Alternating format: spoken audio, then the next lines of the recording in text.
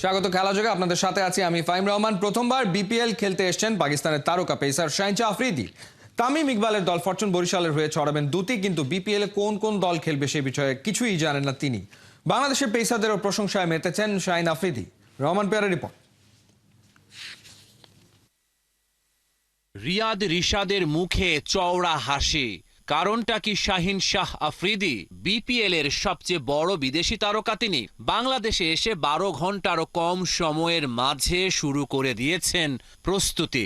তামিম ইকবালের ফোনেই ফরচুন বরিশালের হয়ে খেলতে রাজি হয়ে যান তিনি। Whenever Tamim call me, last time I was busy in an international schedule, so this time, yeah, of course, like for last 2-3 years I miss, and this year I had the time, and of course I was play good cricket here, so that's why. প্রথমবারের মতো BPL খেলতে শুক্রবার রাতে বাংলাদেশে এসেছেন পাকিস্তানি তারকা। তার কণ্ঠে বাংলাদেশি পেসারদের প্রশংসা। That was a good bowling unit. বাংলাদেশে এখন দারুণ bowling unit. Taskin leading bowler, তরুণ রানা অনেক ভালো করছে, উচ্চতা অনেক, গতিও বেশি। ভবিষ্যতে আরো অনেকেই উঠে আসবে। লাল বলের ক্রিকেটেও খেলবে তারা। লাল বলের ক্রিকেট যত খেলবেন তত উন্নতি করবেন। বিপিএল এর পেশাদারিত্ব নিয়ে অনেক দিন থেকেই প্রশ্ন। এতদিনেও তৈরি হয়নি টুর্নামেন্টের ব্র্যান্ড ভ্যালু। আসর শুরু হওয়ার দুদিন আগে বেশিরভাগ দল এখনো তাদের অধিনায়ক করেনি চূড়ান্ত। শাহিন আফ্রিদি বলছেন, অধিনায়ক কারা জানা দূরে থাক, কোন কোন দল খেলছে সেটাও নাকি তিনি জানেন না। আমি জানি না কোন দলের অধিনায়ক কে, এমনকি আমি এখনো জানি না দলগুলো কি কি। আমি শুধু আমার দলের হয়ে খেলার কথা জানি, এবং তামিম আমাদের অধিনায়ক। এবারের বিপিএল এ দেখা যাবে জামাই শ্বশুর দ্বৈরথ, দুই আফ্রিদির লড়াই। ফরচুন বরিশালের হয়ে দুটি ছড়াবেন শাহিন আফ্রিদি। চিটাগং কিংসের মেন্টরের দায়িত্ব পালন করবেন তার শ্বশুর শাহিদ আফ্রিদি। কেমন হবে শাহিনের রাইভালরি? শ্বশুরের সাথে বন্ধু সুলভ জামাই Afridi. For me, it's good thing he's not playing, so we're not like facing each other in the ground. So yeah, he's a mentor, and I hope the Bangladeshi youth and young cricketer will learn a lot from him. Day before yesterday, we played badminton to each other. So yeah, that is again. টুটের শেষ পর্যন্ত খেলতে পারবেন না শাহিন আফ্রিদি। 15 জানুয়ারি পর্যন্ত বাংলাদেশে থাকবেন তিনি। Fortune বরিশালের হয়ে 5টি ম্যাচ খেলতে পারবেন তারকা পেসার। রহমান পেয়ার, 71। আসন্ন বিপিএল কে সামনে রেখে বরিশালের তারকা খচিত দলের অনুশীলন চলছে পুরো দমে। তামিম, মুশফিক, শান্তদের নিয়ে গড়া শক্তিশালী ব্যাটিং লাইন আপে আছেন মাহমুদুল্লাহ রিয়াদও। ওয়ানডেতে ফর্মের তুঙ্গে থাকা রিয়াদ বিপিএল এ সেরেস টেনে আনতে পারলে নির্ভর থাকবে চ্যাম্পিয়ন বরিশাল। বিস্তারিত রান আহমেদের রিপোর্টে। তামিম, মুশফিক, শান্ত, দেখা মিলছিল সবার। তবু বরিশাল ফ্যানদের চোখ যেন খুঁজে ফিরছিল আরেকজনকে। তিনি মাহমুদুল্লাহ রিয়াদ, যিনি অনুশীলনে না থেকেও ছিলেন আলোচনায়। অবশেষে দেখা মিলল তার। গা গরমের সময়টাতে মিরপুরের হালকা রোদ যেন মিষ্টি হাসি হয়ে ফুটেছিল তার মুখে। এমন নির্ভর রিয়াদকেই তো দলে চাইবে বরিশাল। তামিম, হৃদয়, মুশফিক, শান্ত দলে আছেন, তবুও রিয়াদের ব্যাট মানে ফিনিশিংয়ে নির্ভরতা। আর সাম্প্রতিক সময়ে ব্যাট হাতে রীতিমতো যেন উঠছেন এই ব্যাটার। ওয়েস্ট ইন্ডিজ সফরে 3 ওয়ানডেতেই ক্যারিবিয়ান বোলারদের পিটিয়ে করেছেন ছাতু। 50-এর নিচে যেন রান করতেই ভুলে গিয়েছিলেন তিনি। 3 ওয়ানডেতে মোট রান করেছেন 196, যার মধ্যে 2 ইনিংসে ছিলেন অপরাজিত। তার আগে আফগানদের বিপক্ষে শেষ ওয়ানডেতে মাত্র 2 রানের জন্য করেছিলেন সেঞ্চুরি মিস।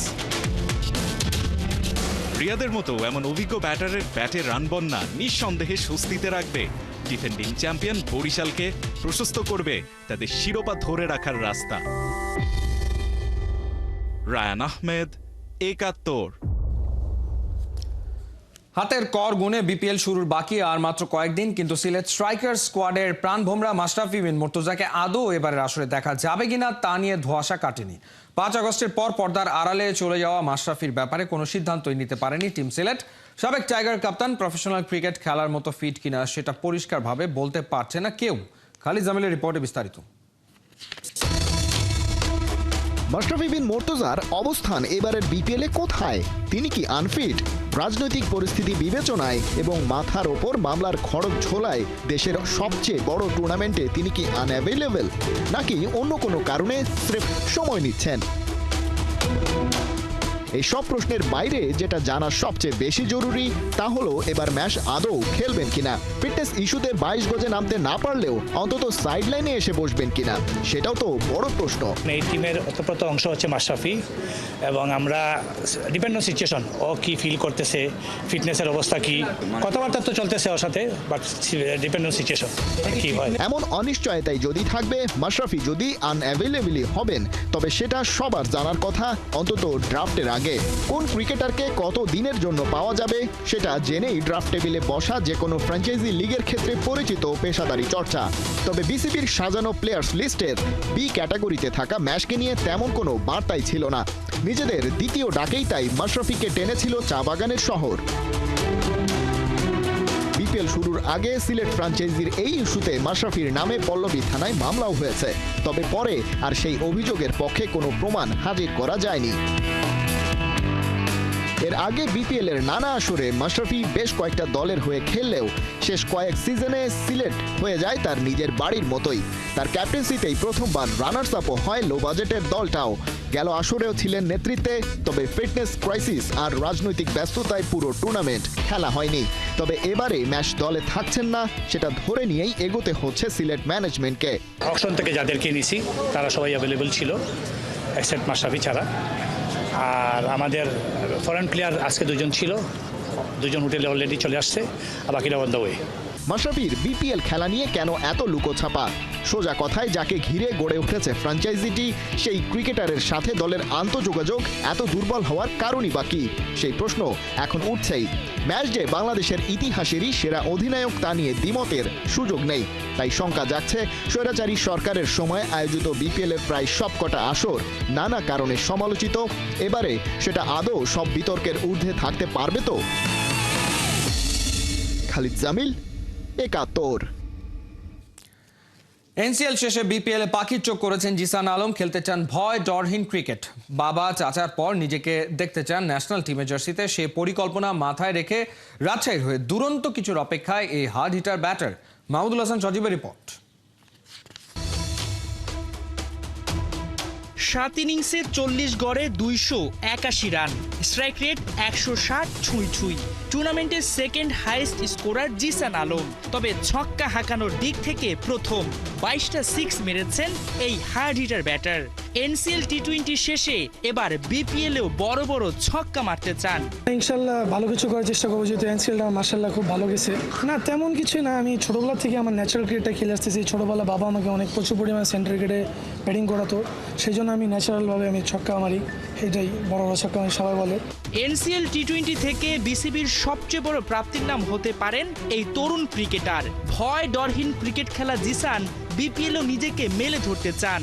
বাবা চাচার পর নিজেকে দেখতে চান ন্যাশনাল জার্সিতে। সে চিন্তা মাথায় রেখে দুর্বার রাজশাহীর জার্সিতে দুরন্ত কিছু করার অপেক্ষায় এই হার্ড হিটার ব্যাটার। আমি পেশা নিতে যাচ্ছি না, কারণ এটা আমার গেম, এটা আমার খেলতে হবে, আমি ভালো কিছু করব। মানে এটা অবশ্যই আমার জন্য ইন্সপায়ার, যেহেতু বাবা চাচা দুজনই ন্যাশনাল টিমে খেলছে। আমিও চেষ্টা করব ভালো কিছু করার জন্য, যদি কপালে লেখা থাকে ইনশাল্লাহ ন্যাশনাল টিমে খেলবো। হ্যাঁ অবশ্যই, যে সবারই একটা গোল থাকে, আমার সেম একটা গোল আছে, টপ 5 রানগেটের মধ্যে থাকার চেষ্টা করবো ইনশাল্লাহ। এবারের বিপিএল এ নামে ভারে বেশ পিছিয়ে রাজশাহী, তবে তা মানতে রাজি নন জিসান। টি20তে মাঠের ক্রিকেটটাই আসল বলে মনে করেন তিনি। দিনে যে ভালো ক্রিকেটটা খেলবে সেই সেরা। টি20তে কোনো স্পেসিফিক বড় কোনো টিম নেই, যদি আমরা ভালো ক্রিকেট খেলি ইনশাল্লাহ আমরা ভালো কিছু করতে পারবো। দেখেন আমাদের পেস বোলারে তাসকিন ভাই আছে, বাংলাদেশের টপ বোলারের মধ্যে একজন। তারপর শফিউল ইসলাম আছে, মোর ভাই আছে, ব্যাটিংয়ে আমি আছি, বিজয় ভাই আছি, ইয়াসির রাব্বি ভাই আছে, আকবর ভাই আছে, স্পিনে মুরাদ ভাই আছে, সানজামুল ভাই আছে। আশানুরূপ আমাদের টিমটা মাশাআল্লাহ খুব ভালো আছে। না এটা অবশ্যই বিসিবিকে অনেক অনেক ধন্যবাদ জানাই, যেহেতু বিপিএল একটা মাহমুদুল হাসান সজীব, ৭১। সুযোগ করে দিছে। এটা যদি আমরা ডে বাই ডে কোহলি বনাম কনস্টাস, এই ঘটনার রেশ যেন কাটছে না কিছুতেই। একটার পর একটা বিতর্কিত খবর ছেপে যাচ্ছে অস্ট্রেলিয়ান মিডিয়া, ভারতীয় সাবেক ক্রিকেটাররা দিচ্ছে জবাব। এদিকে এই সিরিজেই ঠিক হবে কে হবে বিশ্ব টেস্ট চ্যাম্পিয়নশিপের ফাইনালিস্ট। কোহিনুর কণার report. King turns to clown. Cricket দুনিয়ার রাজা কোহলি মুহূর্তেই বনে গেলেন জোকারে। কর্মই নাকি কাল হয়েছে বিশ্বসেরা ক্রিকেটার। জীবনটা আদতেই 4 রঙা 52 তাস। মেলবোর্ন টেস্টে কোহলি কনস্টাস কাণ্ড, জল যে গড়াবে বহুদূর তা অনুমেয়ই ছিল। এবারে সেই জল টকবগিয়ে ফুটছে অস্ট্রেলিয়ান মিডিয়ার বদৌলতে। ওই ঘটনার পরের দিন অস্ট্রেলিয়ার গণমাধ্যম দ্য ওয়েস্ট অস্ট্রেলিয়ান তাদের ফ্রন্ট পেজে কোহলিকে বানিয়ে দেয় ক্লাউন। সেই ঘটনার রেশ না কাটতেই পরের দিন ব্যাক পেজে কর্মা ক্যাপশন দিয়ে ছাপা হয় কোহলির ছবি। অথচ সেই একই আউটলেট গেল মাসেই এই একই মানুষকে নিয়েই করেছিল কামব্যাকের প্রার্থনা। পৃথিবী প্রতিনিয়ত পরিবর্তনশীল। সেই ঘটনা নিয়ে সরব টিম ইন্ডিয়ার সাবেক অলরাউন্ডার ইরফান পাঠান। মেলবোর্নে কমেন্ট্রি করাকালে ইরফান বলেন, অস্ট্রেলিয়ার সংবাদ মাধ্যম বরাবরই দ্বিমুখী নীতি গ্রহণ করে। যাকে নিয়ে এতদিন ধরে লাফালাফি করছিল, আজ তাকে জোকারের সাথে তুলনা করছে। এদিকে ভারতের সাবেক কোচ রবি শাস্ত্রী বলছেন, অস্ট্রেলিয়া যা যা করছে সবই হতাশা থেকে। 2011 সাল থেকে মেলবোর্নে ভারতের বিপক্ষে টেস্ট জিততে পারেনি অস্ট্রেলিয়া। সেই হতাশা থেকেই নাকি এসব হেডলাইন্স। যদি এই সিরিজে অজিরা এগিয়ে থাকতো তাহলে নাকি হেডলাইনগুলো ভিন্ন হতো। এমনই আগুন গরম ম্যাচে আবার পারফর্মও করতে পারেননি বিরাট কোহলি। প্রথম ইনিংসে ফিরেছেন মোটে 36 রান করে। গ্যালারি থেকে ছুটে আসা দুয়োধনীতে মেজাজটাও খুইয়েছেন। সব মিলিয়ে চাপ বেড়েই চলেছে ভারতীয় শিবিরে। এদিকে যে কনস্টাসকে নিয়ে এত কিছু, সে ক্রিকেটারকে সমর্থকরা দেখতে চাইছে আসছে আইপিএলে। ডেবিউ ম্যাচে বিশ্বসেরা বোলারদের বিপক্ষে যে পারফরমেন্স দেখিয়েছেন এই ইয়াংস্টার, ধারণা করাই যাচ্ছে খুব তাড়াতাড়ি নজর কাড়বে ফ্র্যাঞ্চাইজিগুলোর। আর আইপিএলে খেলার জন্য স্যামের আগ্রহের কথা তো এরই মধ্যে সবাইকে জানিয়েছেন রিকি পন্টিং। এই মুহূর্তে অবশ্য দুদলের লক্ষ্য একটাই, ওয়ার্ল্ড টেস্ট চ্যাম্পিয়নশিপের ফাইনালে খেলা। কে হবে ফাইনালিস্ট, ভারত নাকি অস্ট্রেলিয়া, সেটা ডিসাইড হবে এই সিরিজে। কে জানে শেষমেশ কে উল্টে দেবে পাশার দান, কে বলবে চেকমেট। কোহিনুর কণা, 71। মেলবোর্ন টেস্টে ব্যাকফুটে ভারত, তবে চাপের মুখে দুর্দান্ত একটা ইনিংস খেলে আলোচনায় নীতিশ কুমার রেড্ডি। 8-এ নেমে সেঞ্চুরি করে রেকর্ড বুকে বেশ কিছু ওলট পালট করেছেন এই ভারতীয়। তার ইনিংসের গল্প মাহদি হাসানের কাছে। ভারতীয় ক্রিকেটের নতুন এক তারকার উদয়, যিনি এখন ক্রিকেট দুনিয়ার চর্চার শীর্ষে। নামটা হলো নীতিশ কুমার রেড্ডি। প্রথম টেস্ট সিরিজে প্রথম অস্ট্রেলিয়া সফরই বাজিমাত।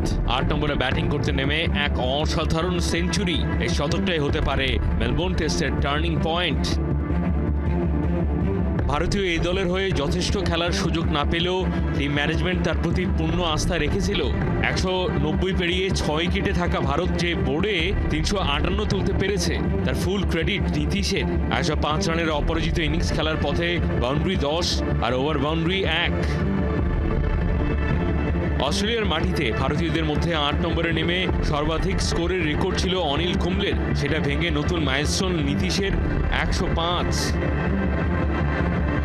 মেলবোর্ন টেস্টের শেষে এই মুহূর্তগুলোতে কি ফিরে ফিরে তাকাবে অস্ট্রেলিয়া? নীতিশ রেড্ডির অনবদ্য নকটাই হয়তো জয়ের, কামব্যাকের টোটকা। মাহদি হাসান, 71। খেলোয়াড়দের দাবির মুখে ড্র পদ্ধতি বদলাতে বাধ্য হলো বাংলাদেশ টেনিস ফেডারেশন। বিজয় দিবস টেনিসের দ্বিতীয় দিনে ড্র নিয়ে আপত্তি তোলেন পুরুষ সিনিয়র খেলোয়াড়রা। ফলে এদিন ওই বিভাগের কোনো খেলোয়াড়ই কোর্টে নামেনি। নিয়ম অনুযায়ী সবশেষ টুর্নামেন্টের র্যাঙ্কিং ধরে ড্রতে সিডিং করা হয়। মাস দেড়েক আগে বাহরাইনে ITF ডেভিস কাপের বাছাই পর্ব ছিল ফেডারেশনের সবশেষ প্রতিযোগিতা। সেই হিসেবে ড্র করলেও সিনিয়র খেলোয়াড়রা তা মানতে অস্বীকার করেন। পরে তাদের চাওয়া অনুযায়ী পুরনো র্যাঙ্কিংয়ে ড্র করা হয়। রোববার থেকে পুরুষ সিনিয়র বিভাগের খেলা শুরু হবে।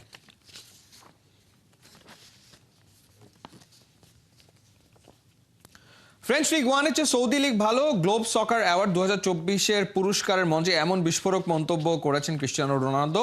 এর পেছনে অবশ্য ব্যাখ্যাও দিয়েছেন CR7। বর্ণাঢ্য ক্যারিয়ারে কোচ কিংবা ম্যানেজার হতে চান কিনা এমন প্রশ্নের উত্তরে রোনালদো জানান, ক্লাবের মালিক হতে চান পর্তুগিজ সুপারস্টার। কোন ক্লাব সে বিষয়ে অবশ্য মুখ খোলেননি। বিস্তারিত মেহেদী নাইমের রিপোর্টে।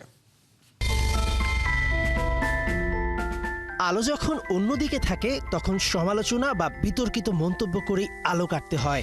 39-এর রোনালদোর যেন হয়েছে সেই দশা। এবার গ্লোব সকার অ্যাওয়ার্ড অনুষ্ঠানে গিয়ে এমনই এক বিতর্কিত মন্তব্য করে লাইমলাইটে পর্তুগিজ সুপারস্টার। দুবাইয়ের গালায় অ্যাওয়ার্ড নাইট। গ্লোব সকার অ্যাওয়ার্ডের সেরা পুরুষ ফুটবলারের পুরস্কার উঠল রিয়াল মাদ্রিদের ব্রাজিলিয়ান ফরওয়ার্ড ভিনিসিয়াস জুনিয়রের হাতে। 18 জনকে পেছনে ফেলে এই পুরস্কার জিতেছেন তিনি। ব্যালন ডিওর না জেতার আফসোস হয়তো কিছুটা হলেও কমবে ভিনির। শুধু তাই নয়, ভিনির এই পুরস্কার না জেতায় ব্যালন ডিওর অনুষ্ঠানে যাননি রিয়াল মাদ্রিদের কেউই। সেই ক্লাবকেই 2024 সালে বিশ্বের সবচেয়ে সেরা ক্লাবের পুরস্কার তুলে দেওয়া হয়েছে। সেরা মিডফিল্ডারের পুরস্কার জেতেন রিয়াল মাদ্রিদের ইংলিশ তারকা জুড বেলিংহাম। সেরা কোচের পুরস্কার গেছে রিয়ালের ঘরেই। 7 জনকে পেছনে ফেলেছেন Real Madrid master mind Carlo Ancelotti. সব জায়গায় লস বাঙ্কোদের জয় জয়কার। আসল বিপত্তিটা বাধে রোনালদোকে সেরা মিডল ইস্ট ফুটবলার পুরস্কার দেওয়ার পর। মঞ্চে তিনি মন্তব্য করেন, ফ্রেঞ্চ লিগ 1-এর চেয়ে সৌদি প্রো লিগ ঢের ভালো। দর্শক সারিতে তখন অনেকের নীরবতা। এর পেছনে অবশ্য কারণও বলেছেন পর্তুগিজ সুপারস্টার। ফ্রান্সে শুধু পিএসজিই আছে, বাকিগুলো শেষ। 38, 39, 40 ডিগ্রি আবহাওয়ায় খেলার চেষ্টা করুন, দেখুন কতটা কঠিন। সৌদিতে চ্যাম্পিয়ন হওয়া সহজ নয়। এই বছর আল হিলাল শক্তিশালী দল, তবু আল ইত্তিহাদ টেবিলের শীর্ষে। চ্যাম্পিয়ন হতে আল নাসরকে বেশ ভালোই প্রতিযোগিতায় নামতে হবে। রোনালদোর কথায় অবশ্য ফরাসিদের চিড়ে ভেজেনি। রোনালদো খেলতে চান কমপক্ষে আরও একটা বিশ্বকাপ। তার আগে পরে একটা স্বপ্ন পূরণ করতে চান আল নাসর সুপারস্টার। উপস্থাপকের প্রশ্ন, কোনো ক্লাবের কোচ বা ম্যানেজার হওয়ার স্বাদ আছে কি CR7-এর? রোনালদোর উত্তর, তার আগেই ক্লাবের মালিক বনে যেতে চান the greatest of all time. Mehedi Naim, 71।